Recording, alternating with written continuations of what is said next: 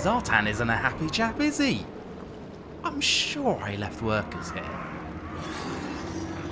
As my workers' efficiency is only 80%, I know something's wrong. Under the labour economy panel, I can see all of my settlements and how much labour I have in each. It seems I've run out of labour because new intake wasn't on. My home region of the blasted waste is overflowing with eager workforce. Let's do some shuffling around and get Blackwater back up and running. It's always a good idea to come back to this panel often, especially when you've got a big empire. Too many lazing layabout labourers will cause constant control concerns. So use them, misuse them, spend them on fast building, but make sure you don't have a great excess of them. With that in mind, I'll turn off intake for a few of my more supplied regions. That way, new labour goes where it's needed most. Now, you see, I'm not saying I hate my lesser downkin, but if they were all out of the way, I would certainly hate them less. Just imagine, factories as far as the eye can see, mines in every mountain. Beautiful. Let's take a quick gander at my current empire. Overall, I've gone for a very mine-heavy infrastructure, meaning I've built way more outposts than factories. And I've only built 2 towers as I didn't want to split my raw material spending too wide. But now I want to start using that raw material and have it turned into armaments. This means building factories. Lots of factories. Our totally not evil plan to build a massive drill is going well. I built the second stage. I do have enough raw material for the third stage, but there's still a few things I want before I build it, mainly the Temple of Zhatan.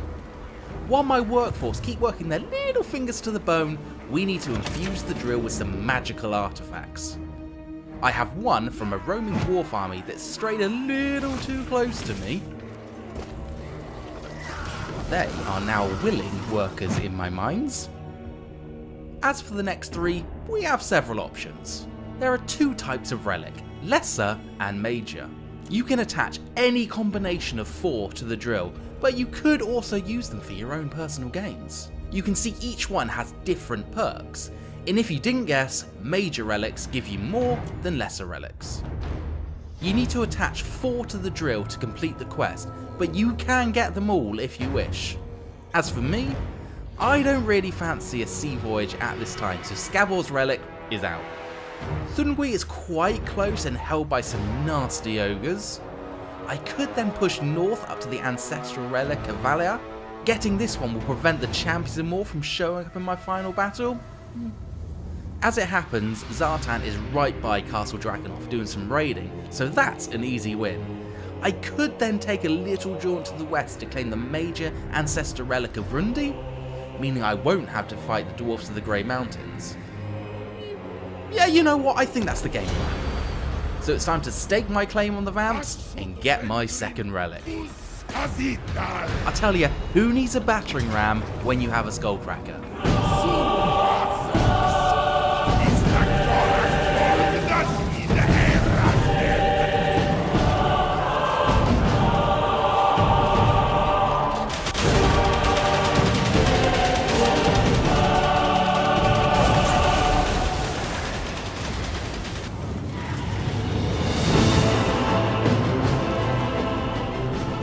Zhatan loves getting his axe messy, so he will charge headlong into the defenders on the wall, while Pitek will cause as much damage as possible with spells. I'll have my Bull Centaurs and Infernal Iron Sworn use the breach in the wall, which I have for completing the first military tier to the Tower of Zar. They will start capping points and causing just general mayhem. Time to move my army up, ready for when the Skullcracker breaks down the gate. That was fast. In you go, lads.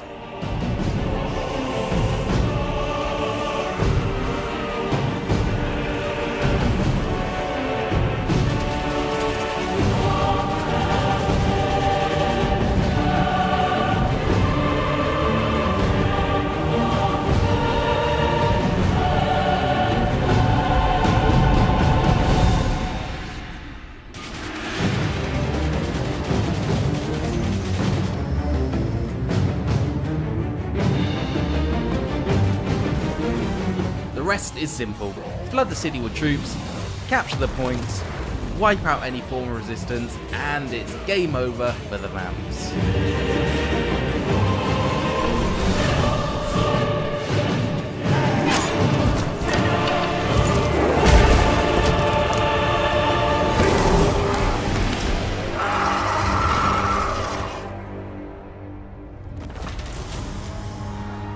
To get the relic, we need to occupy the settlement. Now, I'm gonna turn it into a factory, but I have always wondered, how good are zombies at mining?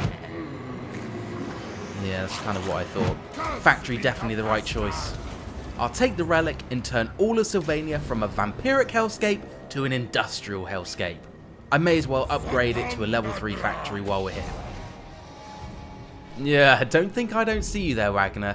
Karak-Kadin would be an easy target for him, and as it's one of my few high-level factories, I don't really want to lose it, but I have a little trick I can utilise as the Chaos Dwarfs. All I need is money, labour, and a lack of conscience. I will build the guardhouse, then with my excess workforce I will instantly build it, rinse and repeat. Now that should stand against Pointy Tooth and his merry band of brainless followers. Our second Lord, Zul, has been gleefully burning the Eastern Oblast, providing us with a ton of labour and raw materials. I may move him south to help Zhatan, but for now, he can continue to sack settlements and bring in more labour. They're not the strongest army, but the look on their little faces they burn settlements to the ground really warms the heart. And finally, I can introduce our newest army, commanded by the one, the only,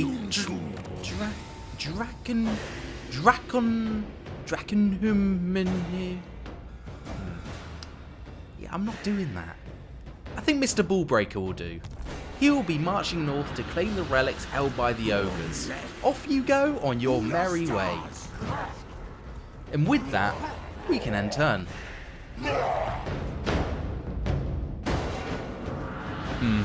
Looks like Wagner wasn't quite put off by our garrison. Thankfully, we put ourselves in a position where if we sally out and meet him, we should be able to take him on.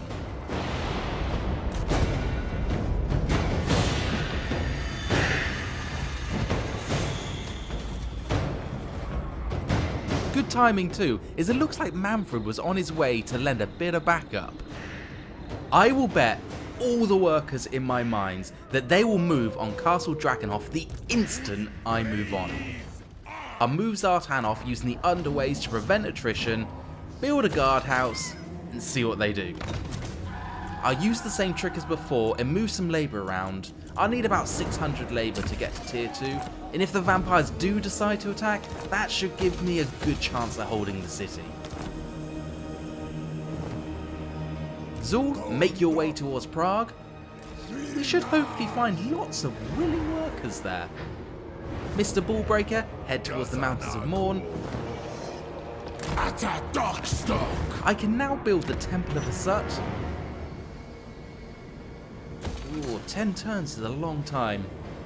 I may spend some labour to quicken that up, but not this turn.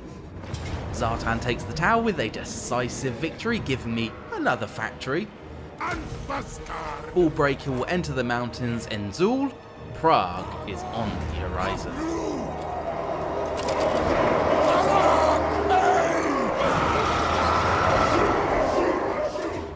Right, yeah, here we go. We've been attacked by Ostland.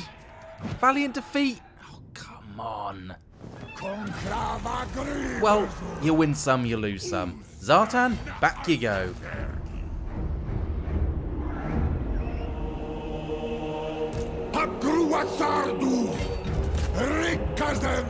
Well, that's disappointing. A much easier fight than I hoped for. Let's just auto-resolve this one. Should I turn Prague into a factory? Yes. Yes, I should.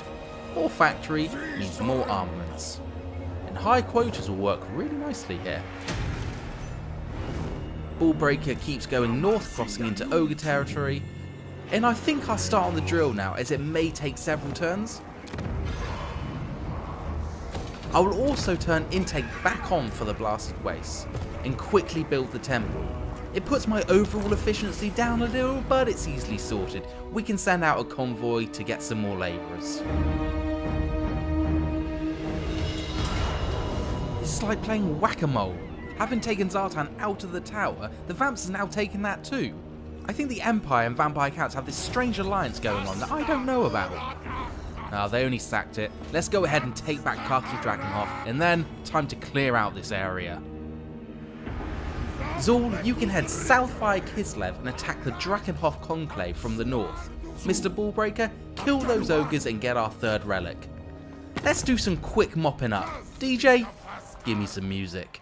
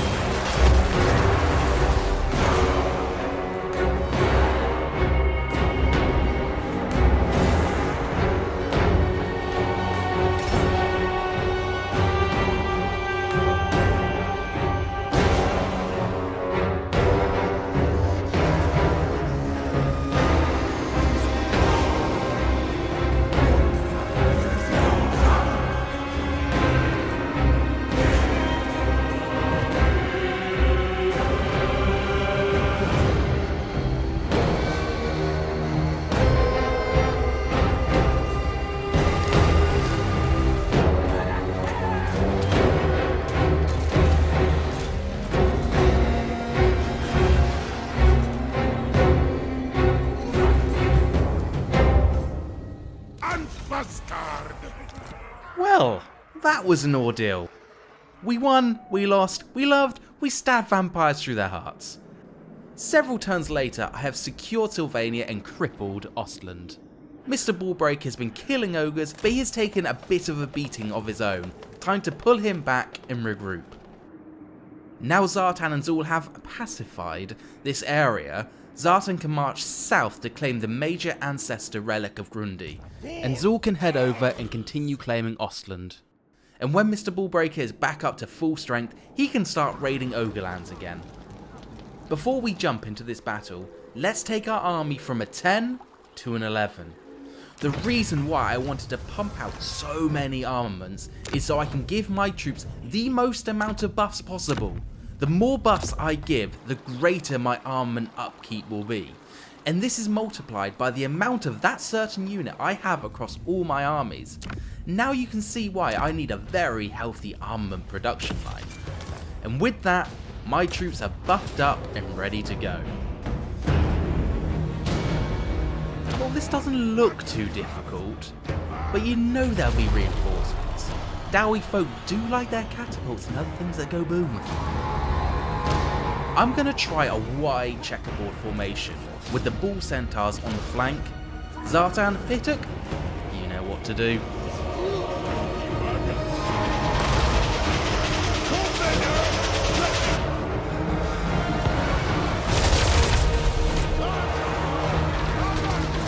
Well, that worked out better than I thought. The bull centers can mop up some of the stragglers.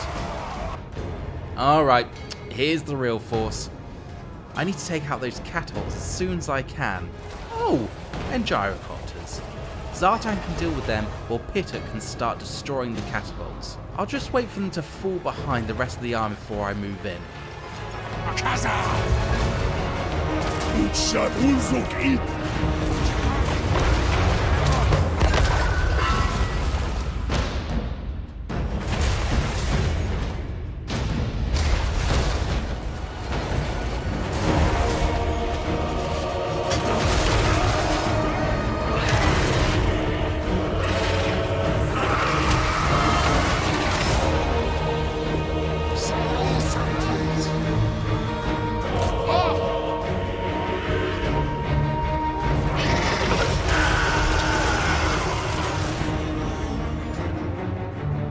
And there we go.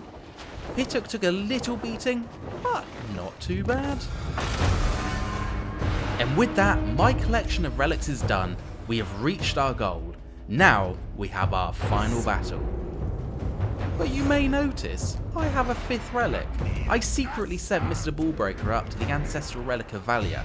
As Zhatan likes being in the fight, I thought I'd give him a shiny new ability to help him put those Dowie in their place. All that's left now is to jump into this final battle.